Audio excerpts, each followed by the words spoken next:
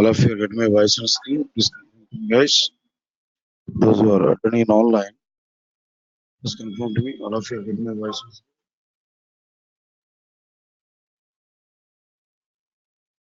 Guys, please indicate all of you get my voice on screen. Those who are attending in online.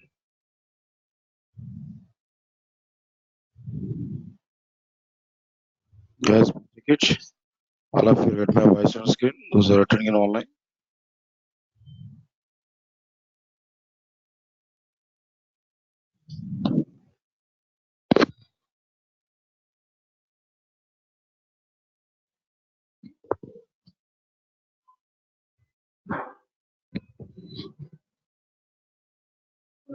Good afternoon, guys.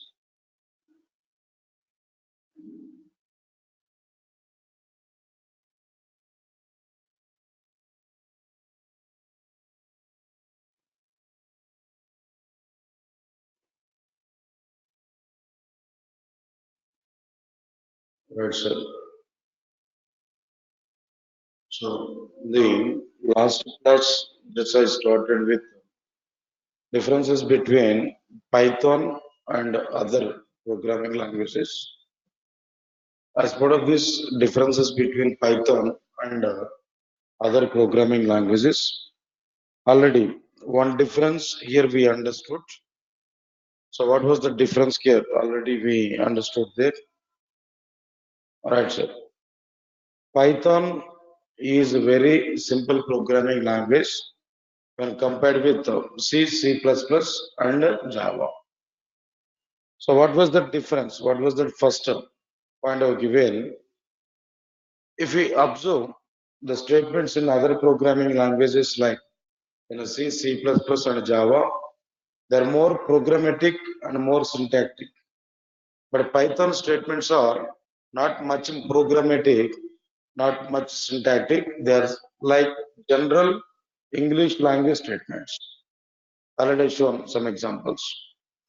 Next one is in a C, C++, and Java, if you want to represent data, first we have to specify data type.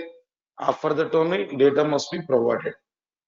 But in the case of Python, data we can specify directly. Data types are not required to specify. When a data types are not exposed explicitly, automatically half of the 70% of the errors we are able to remove from Python programming language. That means from our applications. So next one is after that, if you observe the C, C++ and Java applications, to execute our programs or to get outputs from our programs, we need to have two-step process. What was the two-step process here? We need to have the first one is compilation. Then after that, we have to go for which one? Execution. Compilation and as well as which one? Execution. Two things are existing. But if we compare this Python, two separate processes are not required. No separate process for compilation. No separate process for execution. Everything is going on at execution time only. Just we are going to prepare Python program. We are going to run it. That's it. Directly, we are able to run it. When we run it, we are able to get output. That's it. No separate process for compilation in the case of Python programs. That's why easiness we are getting. Next one is after that, when compared with C, C++, and Java programming languages, Python applications are able to take less number of instructions. Very less number of instructions. Python is taking less number of instructions. I shown one example. In a C, C++, Java, if you want to write program, minimum 6 to 7 lines of code we have to write minimum. But in the case of Python, only one line. Print, then display the message. Right, sir. Next one is in a C, C++, Java, more chances are available to get errors. More number of chances are available to get errors.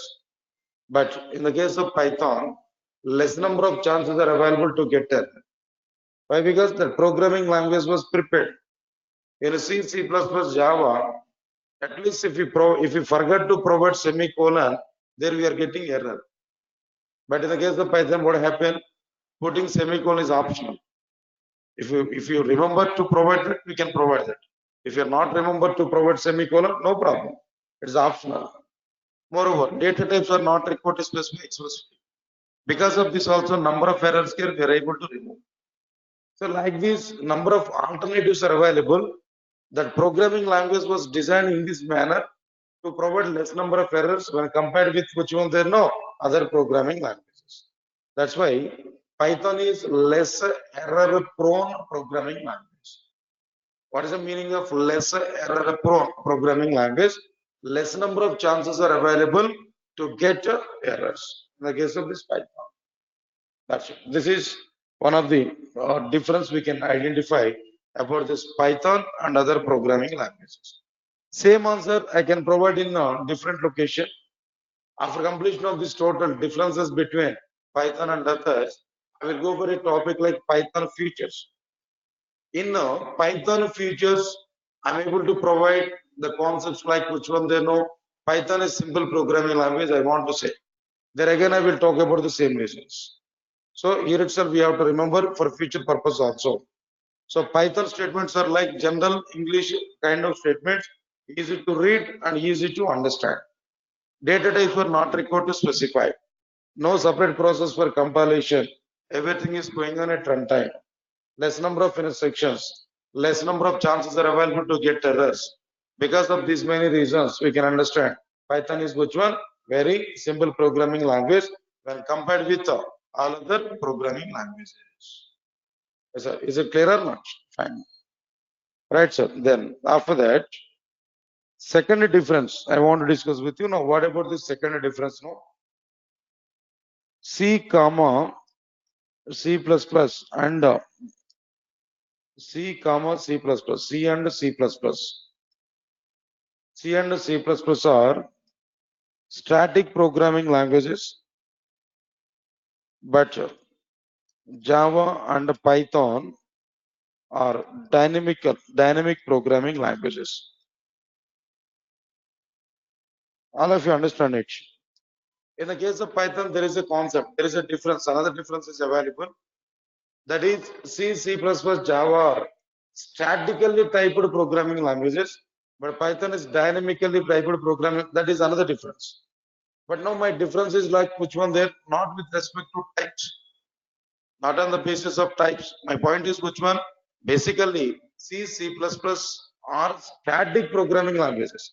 I'm not talking about statically typed. Statically typed concept is different. Static programming languages is different. So C and C++ are static programming languages, but Java and Python are dynamic programming languages. Again, I'm confirming to you, I'm not talking about statically typed, dynamically typed. Next point, I will discuss the same thing.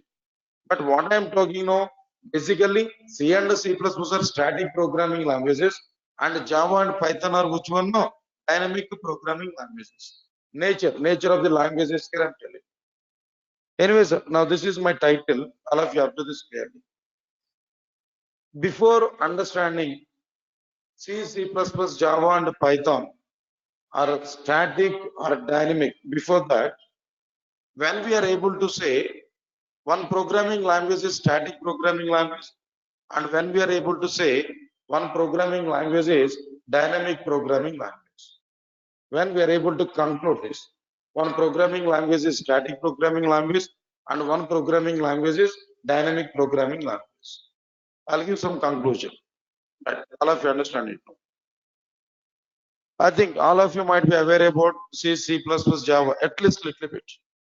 Or even if you are not understanding, I'm telling to you clearly. If you want to run our programs, two steps are available. What are the two steps now? First one is like which one? Compilation. Second one is like which one? No, execution. You get my point or not? Compilation and execution. Compilation is for which one they know? Translating program from high level representation to low level representations. That is one thing. And other thing is which one? No, error taking. Yes, sir. What is the purpose of compilation?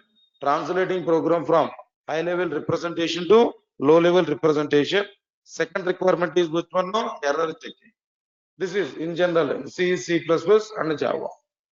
Execution is nothing but which one can know processing the inner sections in order to get outputs.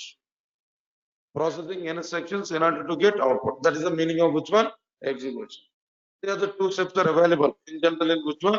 C, C++, and Java. Get my point or not? Okay. These internal points are not required.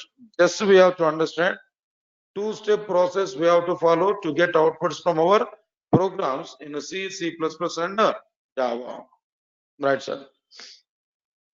Next one is after completion of this, then what is the point I'm telling to you? When a programming language is static programming language and when a programming language is dynamic programming language, if we come for this point, no answer, I'm telling to you, try to understand it. If any programming language allows memory allocation, if any programming language allows memory allocation at a compilation time, if any programming language allows memory allocation at what time? At a compilation time, not at runtime, at a compilation time, then that programming language is called as like which one? No, static programming language. That's it. The simple definition. If any programming language allows memory allocation at a compilation time, not at runtime, then that programming language is called as which one? Static programming language.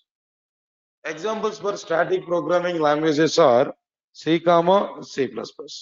C and C++ in both the programming languages, memory will be allocated at a compilation time. I'm giving memory allocation as default memory allocation, not explicit memory allocation. In the C and C++, CLR, MLR functions are available. By using these functions, we are able to provide explicit memory allocation. But it is not like that. My memory allocation is which one? Default memory allocation. What is the meaning of default memory allocation? No. Say for example, if I declare int I is equal to 10, something like this, automatically memory will be allocated for I variable. In a C and C++, at what time memory will be allocated for I variable? At the compilation time only, not at the runtime. So these programming languages are called as which one? No, like which one? They know static programming languages. Come again, sir. When we are able to say one programming language is static programming language, if any programming language allows memory allocation for the data at the compilation time, then that programming language is called as which one? Static programming language. Examples are which ones, sir? C and C++. That's very clear. Similarly, when we are able to say a programming language is dynamic programming language, when we are able to say one programming language is dynamic programming language, exactly opposite function. Understand it clearly? If any programming language allows memory allocation at what time? They know runtime. If any programming language allows memory allocation at runtime, then that programming language is called as like which one? They know dynamic programming language. If any programming language allows memory allocation at runtime, then that programming language is called as which one? Dynamic programming language. Right, sir? Examples. If you observe these examples, no, just I'm saying Java and what next one? No, Python. Java and Python. Everybody understand my point here. So examples are like which one? Java and Python. Good. How, sir? How can we say Java and Python are dynamic programming languages? What is the reason for it? I understood. C and C++ are static. Why? Because when I compile my programs only, memory allocation is going on. I understood that. But how can we say Java and Python are dynamic programming languages? No. Yes, I'll give some reasons. Try to understand these reasons. First of all, take Java case. Right, sir. Java is an object-oriented programming language. Java is which one? An object-oriented programming language. What's the meaning of it? No, data will be stored in the form of objects. Data will be stored in the form of which one? Objects only. So Java is which one? Object-oriented programming language. Very clear. Next point. When a data is stored in the form of objects, it means that whenever object is created, there only memory allocation is created or not. Data is stored in the form of object. Object is nothing but memory block, not more than that. Object is nothing but which one? Memory block. Now, if I say object is creating, by that internally we can understand memory is created. Memory allocation is available. When object is created, memory allocation is available at all. Whenever object is creating in Java, at that time only memory allocation is performed. Clear? Up to this point now, in Java, objects are creating at runtime, not at compilation time. Objects are creating at runtime in the case of Java. In Java, when objects are creating at runtime, automatically we can think of it, memory allocation is going on at what time in case of Java? At runtime only. So memory allocation is going on in Java at runtime. So Java is which one? No? A dynamic programming language. Observe this point clearly. Okay, good. That is the story about Java. But Python's story is very, very simple. Easily, I can say Python is a dynamic programming language. Even I can say in the case of Python, memory allocation is available at runtime. I can say only one point. Even no need to have this much of discussion also. Only one point. Tell me, sir, in the case of Python, what happened? Are you performing any compilation for Python program? Are you performing any compilation for Python program? No compilation is available for Python program. Everything is going on at what time? Runtime only. Everything is a dynamic time only. Everything is a time only. So definitely in Python program, if any memory is created, that memory is creating at what time? No, by default at runtime or not. The memory allocation is going on in the case of Python by default at runtime or not. So by default, Python is runtime. That's it. By default, Python is which one? Dynamic programming language. No need to have any other discussion. In the case of Python, data will be stored by creating memory. At what time memory is creating? Automatically, by default, at runtime only, not at compilation time. Why? Because in the case of Python, there is no separate process for compilation. In the case of Python, there is no separate process for compilation. Everything is going on at runtime only. So Python by default, which one? No, dynamic programming language. There is no question about static. Everything is going on at runtime only. So Python is which one? Dynamic programming language by default. Even convincing C, C++, Java, static or dynamic a bit difficult. But in the case of Python, no convincing. By default, it is which one? Dynamic programming language. Please, all of you remember this. Here I've given one point here. All of you observe this clearly. I've given one point. Previously, Python is a simple programming language, but that I've given one point. If you remember that point, now my point is very simple now. What was that point I've given there? No separate process for compilation and execution. In Python, everything is going on at what time? Runtime. That's it. So by default, Python is which programming language? No, dynamic programming language. Yes, sir. Is my point is clear or not? No response, sir. All of you are getting my point now? Tell me, I'm asking this question. When we are able to say one programming language is static programming language, when the memory allocation is going on at what time? Compilation time, then it is which one? Static programming language. When we are able to say programming language is dynamic programming language, when the memory allocation is going on at what time? No, runtime, then the programming language is which one? No, dynamic programming language. That's fine. That's very clear. Here we can understand it now. Right, sir. Good.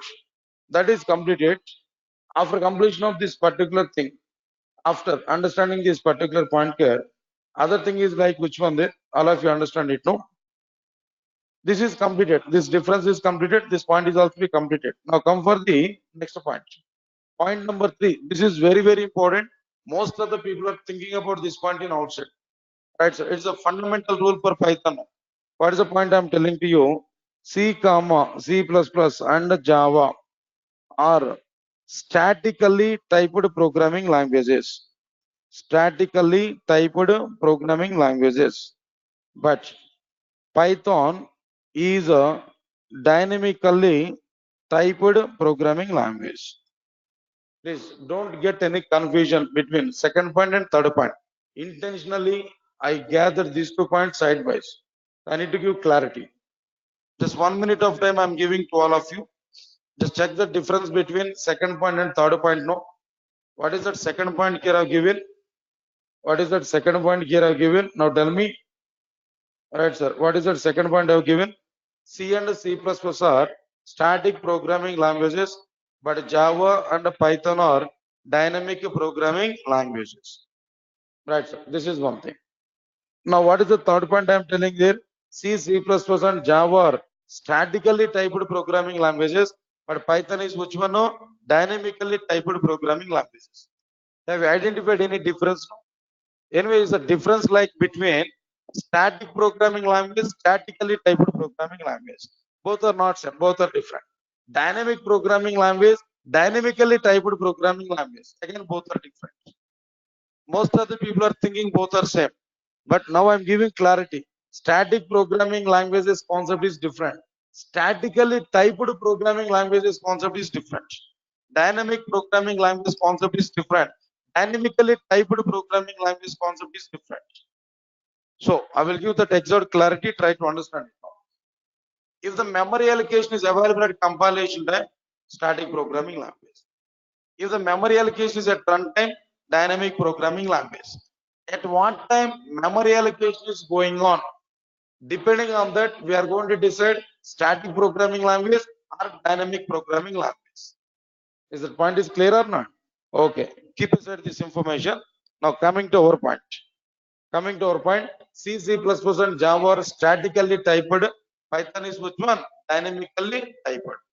What is the point I'm telling to you? All of you observe this now. Right, sir. Listen carefully. In a C, C++ and Java, listen, don't take any information. Observe carefully. In a C, C++, Java, int I is equal to 10, semicolon. I've written this in a section. Int I is equal to 10, semicolon. Is my intersection is valid or invalid? All of you observe this clearly. Is my intersection is valid or invalid? Valid. In C, C++, Java, this intersection is valid. That's it. Okay, fine. Tell me, I'm asking one question. In this intersection, 2 parts I'm telling to you. Into I, one part, 10 another part. 2 parts I'm telling to you. Into I, one part, 10 is the second part. Now you only tell me. In these 2 parts, which part will be recognized first and which part will be recognized second? Into I is recognized first or 10 is recognized first? Think and give answer. 10 is recognized first or int I is recognized first? Right. I'll give some clarity. Try to understand it now.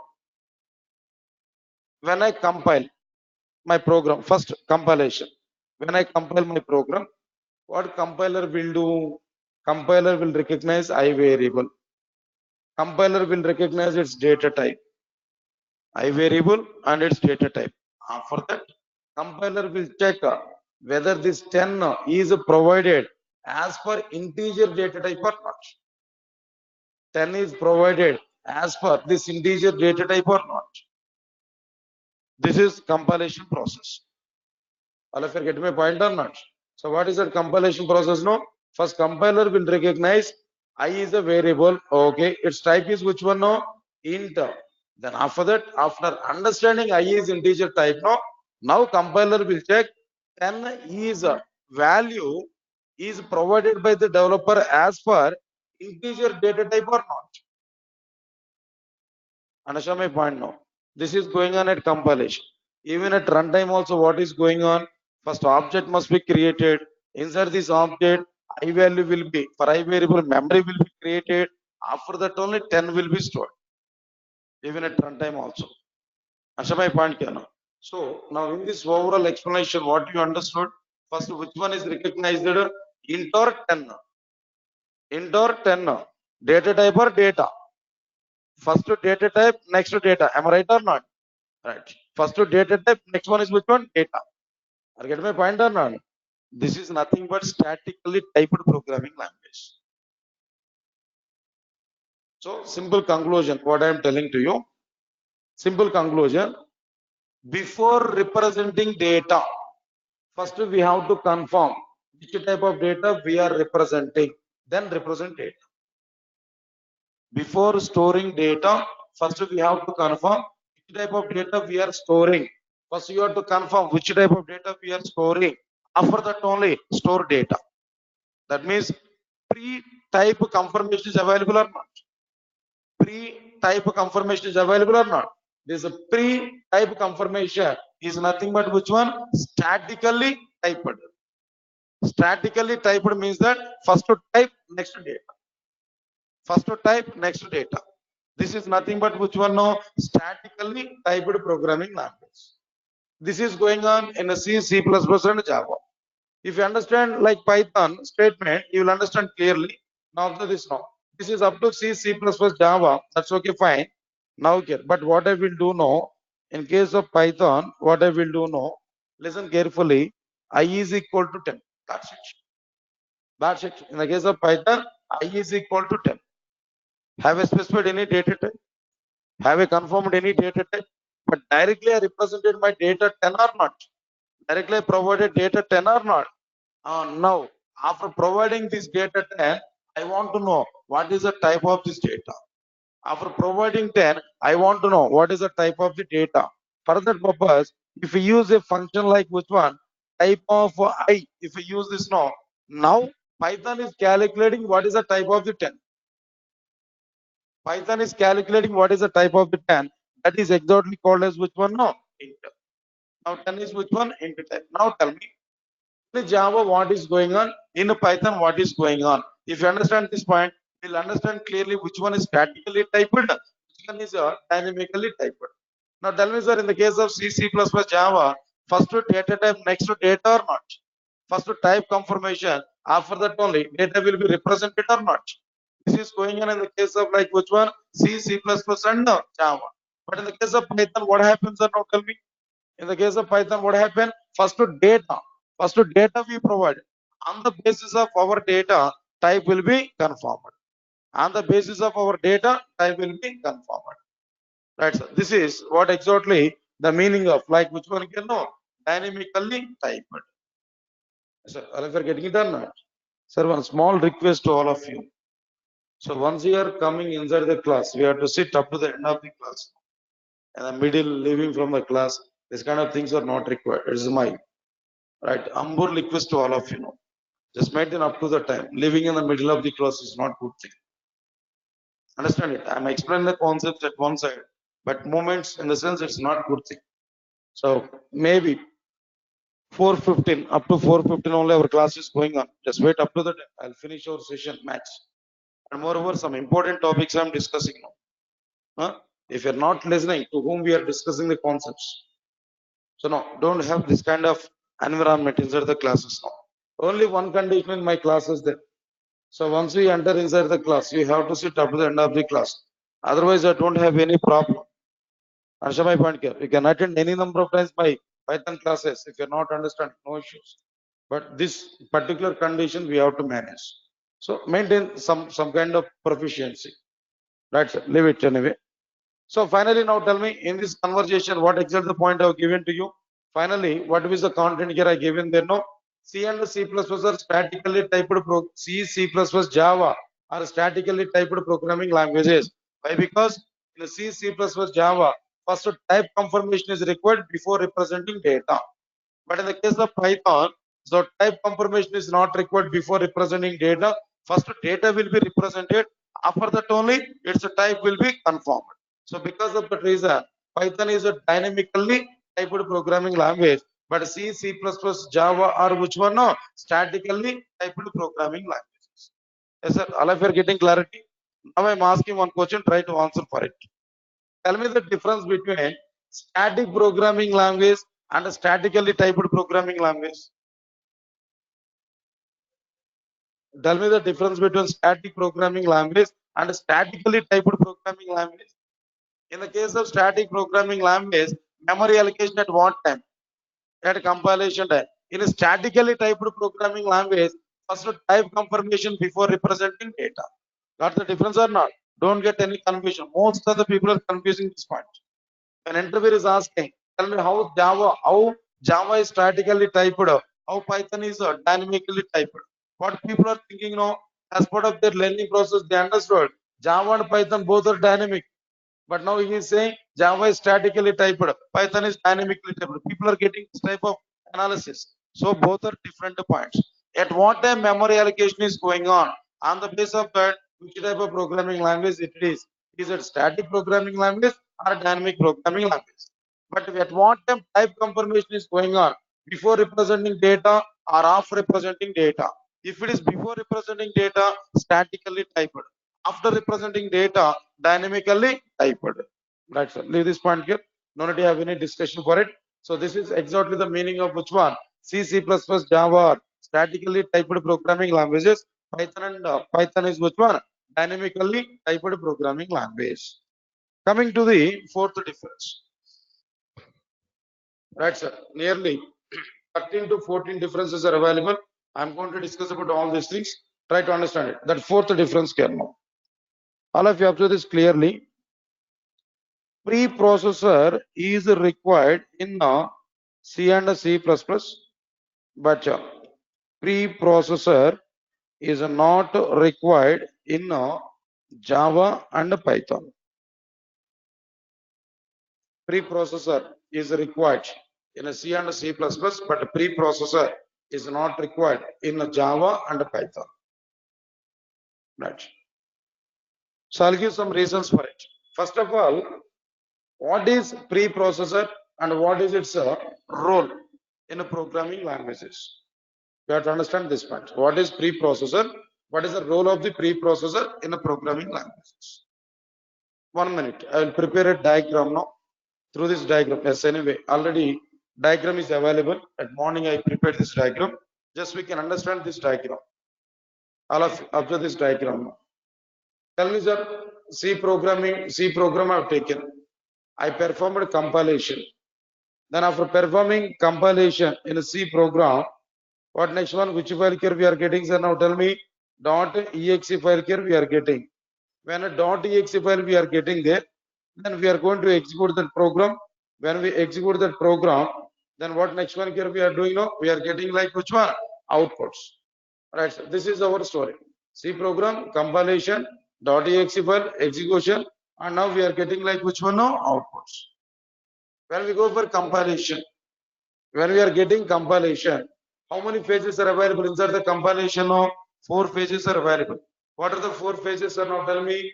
Preprocessor, compiler, assembler, loader, link editor.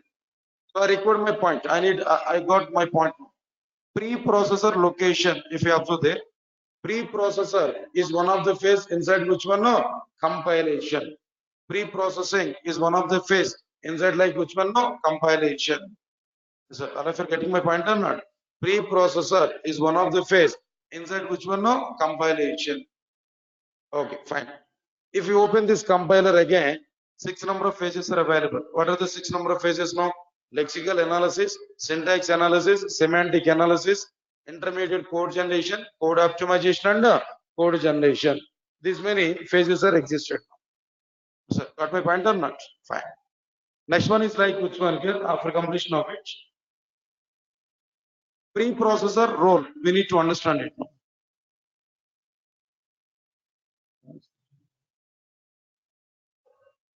Right, sir. Now, preprocessor role we require now. What exactly the role of the preprocessor? What exactly the role of the pre? What is the location of the preprocessor? We understood. What exactly the location of the preprocessor? We understood. But what is the role of the preprocessor? We have to understand this point also. After that, we will decide whether it is required in C, C++, Java, and Python. First of all, what is the role of the preprocessor? Very simple, sir. All of you observe this point now. Now tell me, as per your awareness, basic awareness, I am asking this question.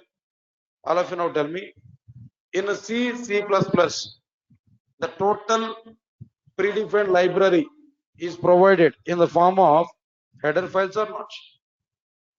Tell me, sir. Complete predefined library is provided in the form of header files or not? Can you tell me examples for these header files? No. Yesterday about.h and what next one? Onio.h. Next one is which one? Math.h and so on and so on and so on. Number of header files are available. That's okay, fine. Not to write anything. I will share document to you. I had clear cut document for this. Today I will share it. Right, sir. Header files are existed. Okay. I want to use these header files provided predefined library in my C program. I want to use this header files into my C program. So which statement I have to use now? Hash include statement I need to use or not? And yesterday what dot h. Next one is a hash include conio dot h. And next one is like which one?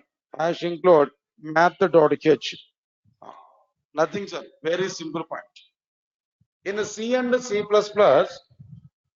to recognize these hash include statements, to load the specified header files, to recognize hash include statements, to load header files into the memory.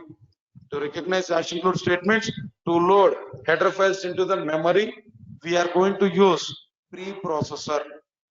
We are going to use preprocessor. Tell me, in a C++, what is the job of the preprocessor? What is the job of the preprocessor?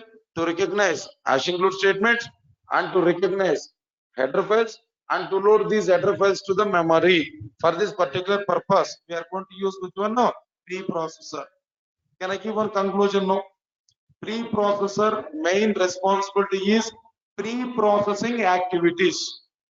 Pre-processing activities for our program execution, which includes pre-processing activities includes recognizing hash defined statements, recognizing hash include statements, and evaluating these statements and evaluating macros.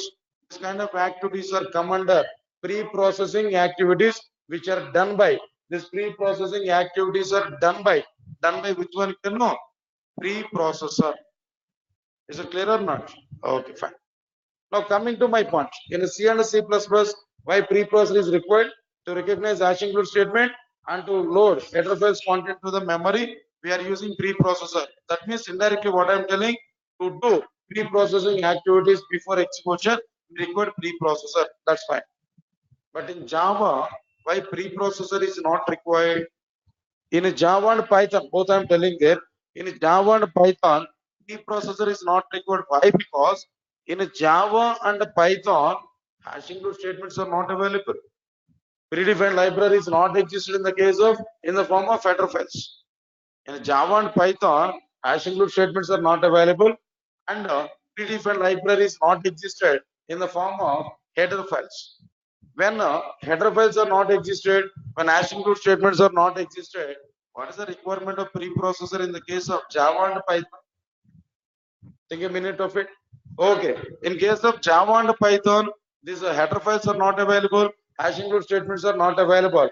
But where predefined library is available? In the case of Python and Java, how predefined libraries existed? Who will load that predefined library to the memory?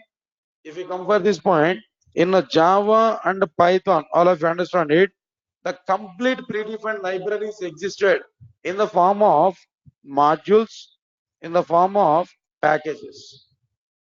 In the form of which one? Modules, and in the form of which one? No, packages. Complete predefined libraries existed in the form of modules and in the form of which one? No, packages. Okay, modules and packages are available. How we are going to include them into the Java program and Python program? In the case of Java, we are going to use import java.io.star. This is Java statement. But at the same time, if you observe this Python now, simply we are going to use like which one? Module name. What about this module? You know, let's say for example, import OS. OS is one of the module. Module we are going to import. Or maybe in the case of Python, the syntaxes are completely different. We can understand it. Let's say for example, import numpy. For example, it's existed. NumPy. Automatically NumPy module is imported. And in the case of this one also, import. In the case of this import java.io.star, the java.io package is imported to our Java program. Import statements are available, but not hash include statements. Okay, fine. Libraries available in the form of modules and packages now that we are importing in Java and Python program. But who will import this? Who will recognize this import statement and who will recognize these packages and modules? Who will include these modules and packages to the memory? Who will do that? Yes, if we come for this point, in case of Java, JVM will include the library. In case of Java, who will include the library? JVM will load library to the memory at runtime, not by compiler, not by preprocessor. In the case of Python also, who will include our libraries to the memory? Who will load that NumPy library to the memory? Who will do that now? In the case of Python, PVM is available. PVM in Java, JVM. In the case of Python, PVM. In Java, JVM. What is this JVM? Java Virtual Machine. Similarly, in the case of Python, PVM is available. What is this PVM now? Python Virtual Machine. In which way JVM is executing Java program. In the same way, PVM is executing Python program. So, if you get my point or not? So, PVM will take the responsibility of loading the predefined library. Once the PVM and JVM are doing their work now, what is the requirement of this preprocessor in Java and Python? Is there any requirement to use preprocessor in Java and Python? Is it required? Right. Now the answer for this question is which one? No, not at all. So preprocessor and its activities are not at all required in the case of Java and in the case of which one? Python. Because of this particular reason only, we are giving clarity on this point. No, preprocessor is required in C and C++, but a preprocessor is not required in Java and Python. That's it. This is the total analysis skill we understood clearly. Sir, all of you understand it? In today's session, nearly 4 differences are given between other programming languages, Python and other. Can you tell me what are the 4 differences I given, sir? Now tell me, no. What was the first difference I given? Now tell me. Python is very simple programming language when compared with C, C++ and Java. Tell me, what is the reason for it? What are the reasons for it? Python statements are like general English statements. They are easy to learn and easy to understand. Second one is which one? Data types are not required to specify explicitly. Then what next one? No separate process for compilation and execution. In Python, everything is going on at runtime. What next one? Less number of finish sections are available in Python. All right, next one is which one? Less error-prone programming language. That is, less number of chances are available to get errors. This is one point. Tell me, sir, what is the next point I've given there? No? C and C++ are which one? Static programming languages. But Java and Python are which one? Dynamic programming languages. Okay, fine. Tell me, what is the reason for it? No? How can we say C and C++ are static? Java and Python are dynamic programming languages. In C and C++, at what time memory allocation is going on? At the compilation time. In Java and Python, at what time memory allocation is going on? At runtime. So C and C++ are static programming languages. Java and Python are which one? Dynamic programming languages. Tell me, sir, what is the third point I given there now? C and C++ Java, C, C++ and Java are statically typed programming languages, but Python is which one? Dynamically typed programming language. Tell me, sir, what is the reason for it? No.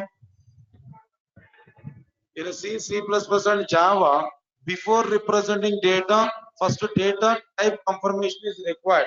After understanding the data type only, data will be provided. So this nature is nothing but which one? Statically typed programming language. But in the case of Python, what is going on? First data will be provided. On the basis of the provided data, type will be calculated. So this nature is nothing but which one? No? Dynamically typed programming language. Sir, one misunderstanding in outside I want to say about this Python. In the case of Python, people are not moving up to this level, type of A in general. But what people are giving conclusions now, I is equal to 10 when they are seeing this intersection, when they identify this intersection Python program, immediately what people are thinking there, some might be, some rumor also is going on. Immediately people are deciding, since Python data types are not required, we are not going to provide data types. In C, C++, Java, we are providing data types now. So C, C++, Java are typed programming languages, but Python is non-typed programming language. Yeah, this type of conclusion. Why I'm giving this information? I'm giving clearly the point. One of my friends is working in one institute at JDBC. He's teaching Python. I'm not saying his name and his student, that's okay, fine. But he is teaching Python. On fine day, I met with him. We had a small discussion regarding this technology. What he has given blunder conclusion to me, same conclusion. C, C++, Java typed programming languages. Python is non-typed programming language. I asked him how it is non-typed. He said to me, data types are not allowed explicitly, but in C, C++, Java, data types are allowed explicitly. So it is typed, it is non-typed.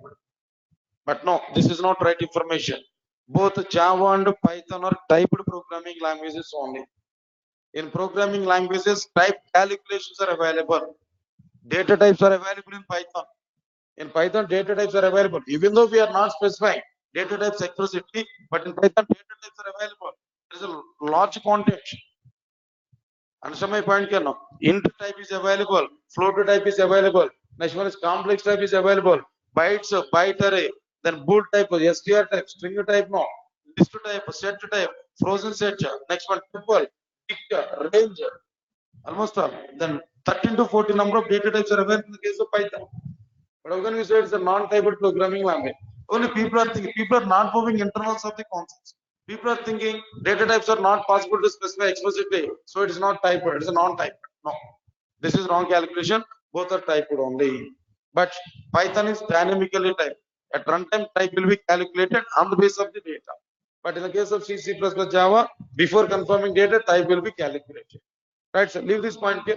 Now coming to this fourth point, what I have given there, preprocessor is required in C and C++. Preprocessor is required in C and C++, but a preprocessor is not required in Java and Python. Can you tell me what is the reason why preprocessor is not required in Java and Python? Now tell me no.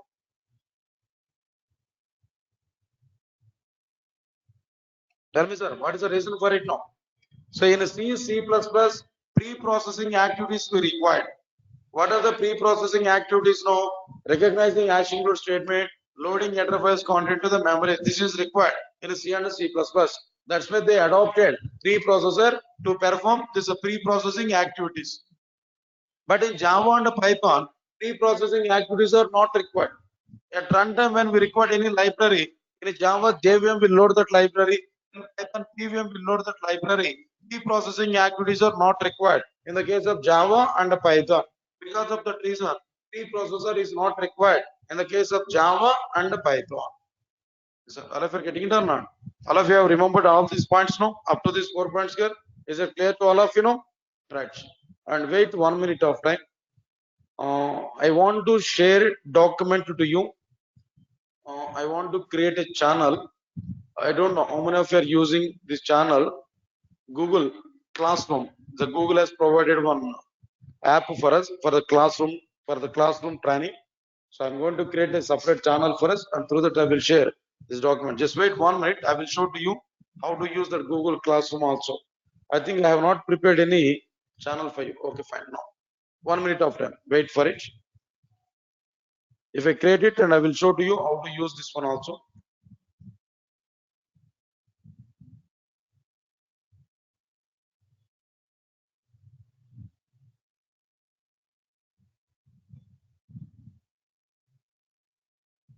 One minute, sir.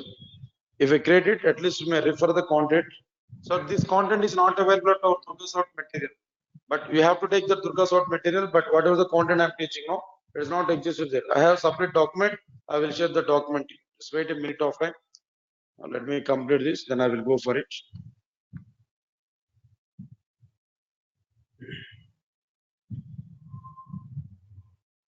1 minute, sir.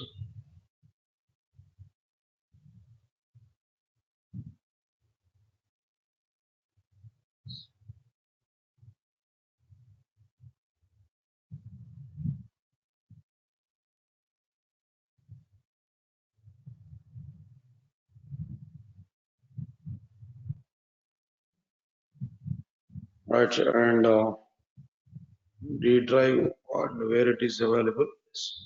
Introduction part I am going to upload now. Once topic by topic I am going to upload classroom document now. But I typed personal, I typed the content, theoretical part and all. So try to utilize this.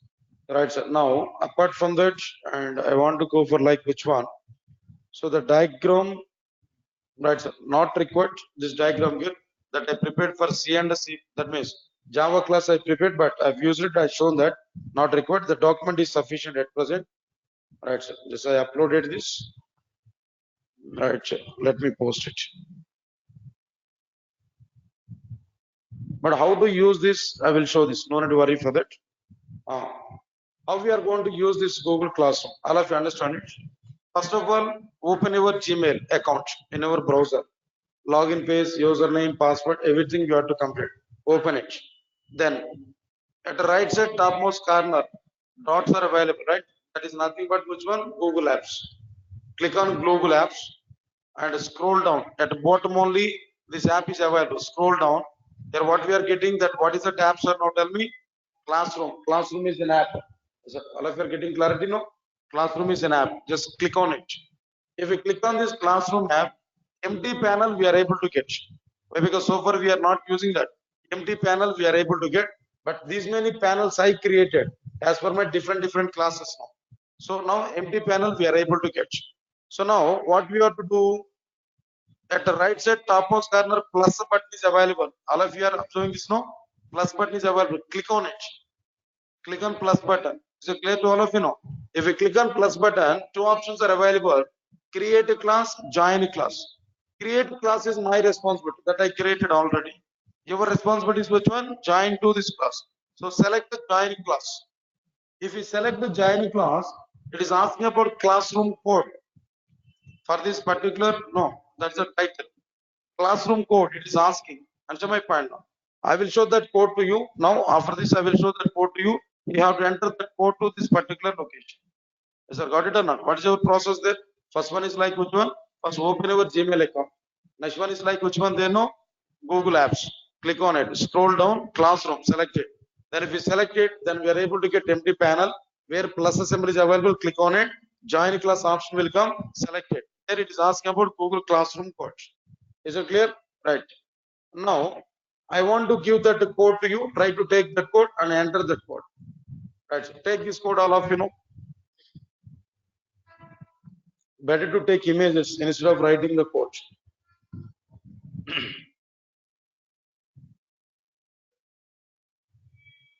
If you want to open the same document in a mobile phone, you have to go for Google Play Store where you have to download Classroom software.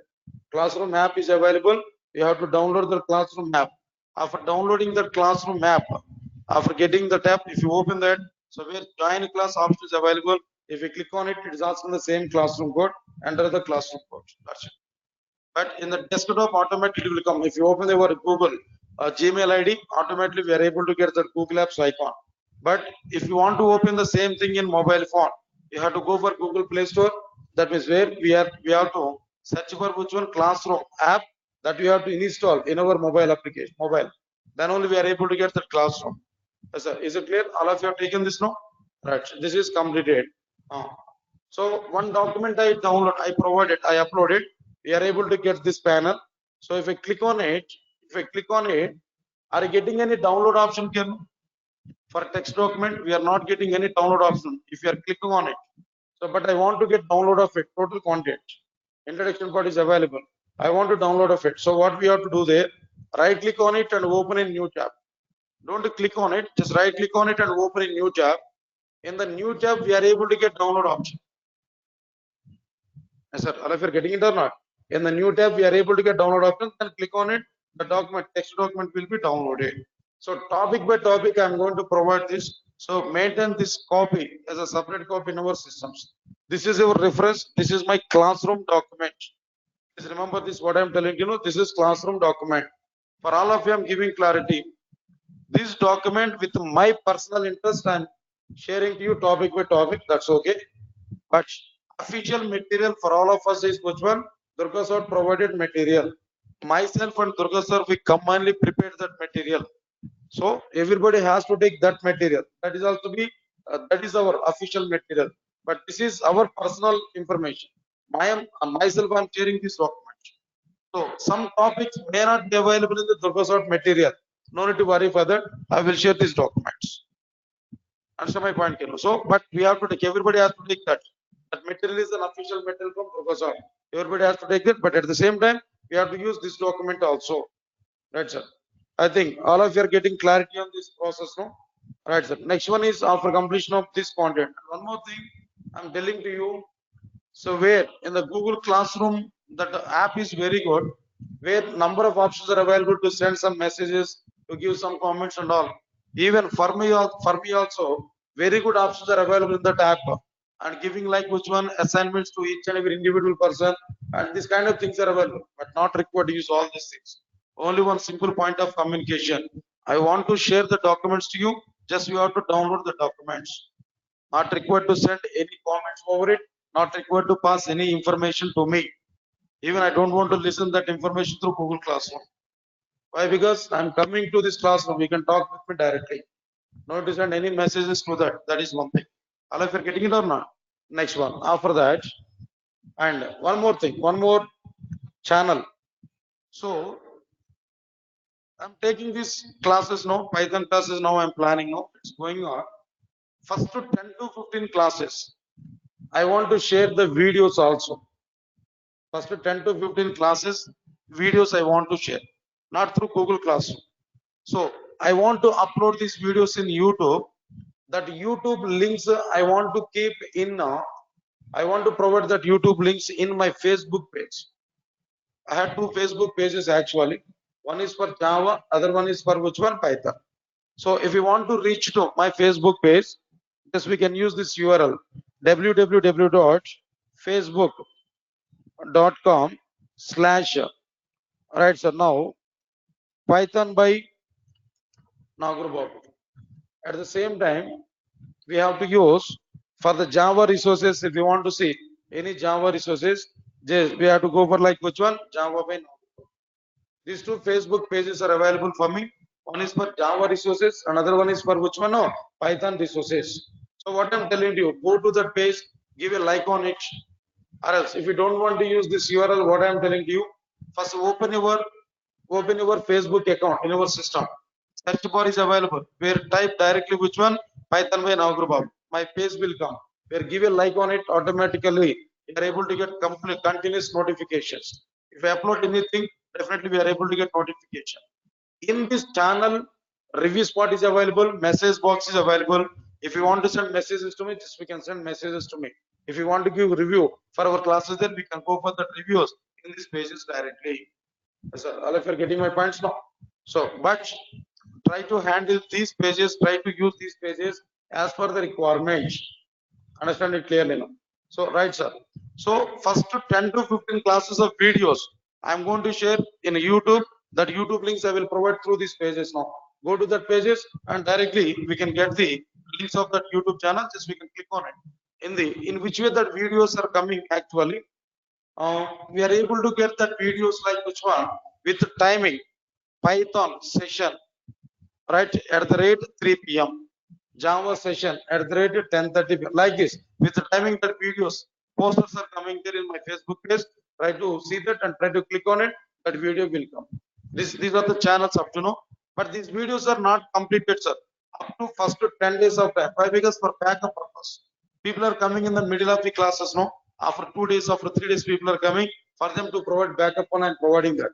Whenever 10 classes are completed, 10 to 15 classes are completed, automatically the videos are going to be stopped. So, all of you are getting it or not? So these are the channels. Don't misuse them. Try to use properly, and we will get more valuable information. Even in these channels, I'm going to upload the new batches information also. The new batches for Python, new batches for Java, all my new batches information I'm going to be uploaded so we can utilize clearly. And one more thing, when I'm going to start advanced Python, when I'm going to complete core Python, when I'm going to start part 2 of the Python, immediately I'm planning for Django classes. As a framework, Django framework, I'm going to start at 3 o'clock only when I complete these classes. Core Python, when I complete advanced Python, I'm going to take at one time. I think already I give an intimation for it, right? Anyway, understand it. I will take this Django classes also. Not to worry for that. Whenever we are completing core Python, by that we are able to get clarity, right? Right, sir. They are the channels. They are the communication with me, and I'm going to share some documents to you through this channel. Just try to utilize this clearly, right, sir? So I want to wind up this session today, and tomorrow I'll continue the same differences part. 13 to 14 differences are available. Within 2 days of time, I will complete all these differences. After that, I will go for Python features. Next, I will go for like which one? No, steps to prepare Python programs. How to install software and how to do all these things. I'm going to show that. Right, so that's all for today. Tomorrow we'll see the remaining content. Thank you. Thanks a lot.